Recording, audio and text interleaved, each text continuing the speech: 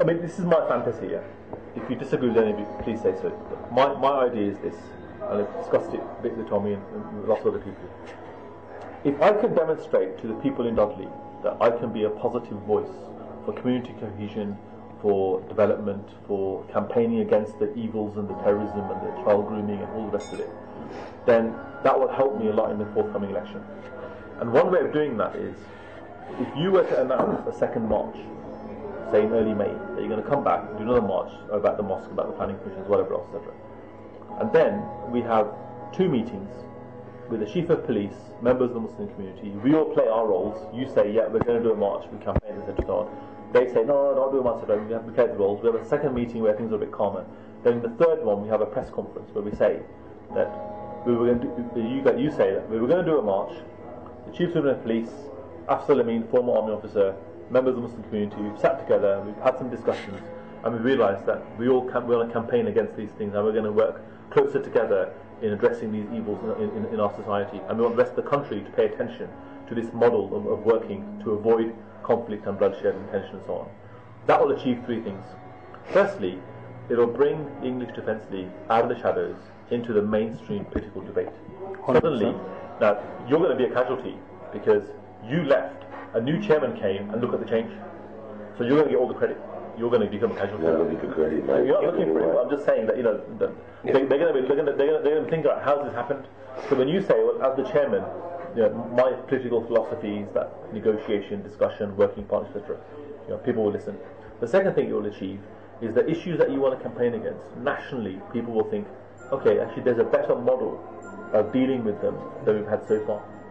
And the third thing it achieves is, if I win my election in Parliament, you've got a very strong, you know, unshakable ally who's going to work hard to get you involved in all the institutions of the state and get you the exposure you need and the people in Parliament need to you to understand the issues. Because like I said from the very beginning, 95% of what you want to campaign against, we're with you. So if we can work together in the next 6-7 weeks, get a couple of people from Dudley, we'll give them a small salary. Because I would love to be able to arrive in Parliament and say, I won this seat because these 3,000 white working class English voters that have never voted before. It's only 3,000. Did you manage to pull this off? And I arrive in Parliament with a 3,000-4,000 majority. I say to David Cameron, I won this seat because we've reached out with our network to these people. And here are their views. Their views are, absolutely, they don't want to see mega mosques in Dudley. Hello? Afzal, it's Tommy. Hi, how are you, mate? I'm not bad, you? Yeah, very good, thanks. What's happening?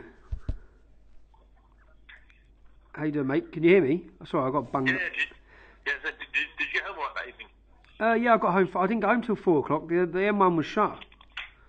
I didn't get until 4 a.m. Well, because roadworks. Yeah, because of roadworks. And then I had a mad day yesterday as well. I was out all day. I was in Basildon, then London, and Wow. I was out late, man. So nah, I'm good. How did you think it went? Well, yeah, I mean, from our side, yeah, we're very happy to proceed. Yeah. What's Edgar saying? Edders will do it. Edders will do it. Great. It's just when and how. Well, if he announces in the next couple of days, at the 2nd of May, the EDL are going to... Britain First has just announced a march having in Dudley.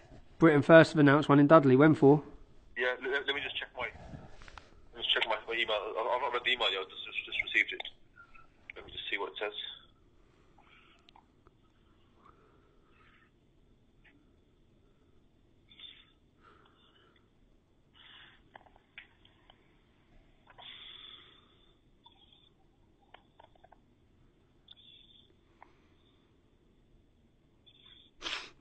May the 9th. May the 9th.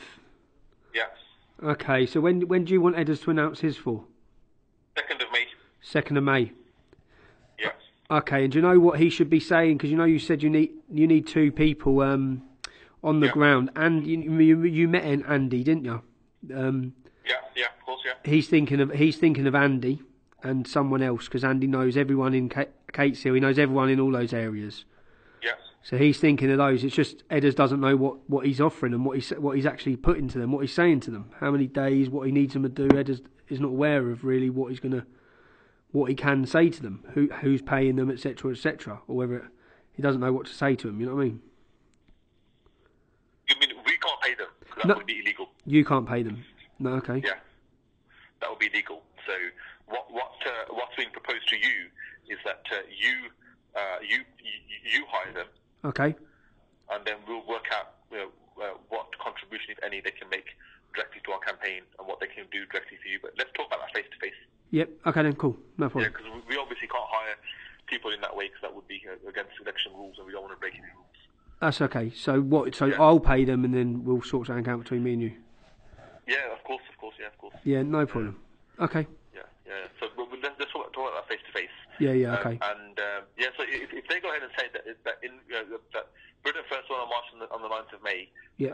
they don't even mention it, just announce it and say, the Britain publicity stunt, she's only that, they've only got 20 followers anyway. Yeah, they are. So you're not going to get many people here.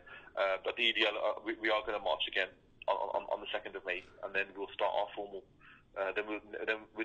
Once that's announced, then in about 2 days' time, we'll arrange the first meeting between the Chief of Police, Edders, Andy, a couple of local Muslim lads that you've already met as well, and we'll have that meeting. Then we'll have a second meeting, and the third one will be a press conference where we'll announce actually we're not going to have it because it's too disruptive and too expensive, etc. and so on. Okay. Cool. Yeah. Oh, I'll speak to Edders and tell him you get the ball. Yeah. They get the ball in Great. motion. Yeah. Great. All right. Cool. Brilliant. Thanks very much. No Cheers, problem. mate. Thanks. Bye bye.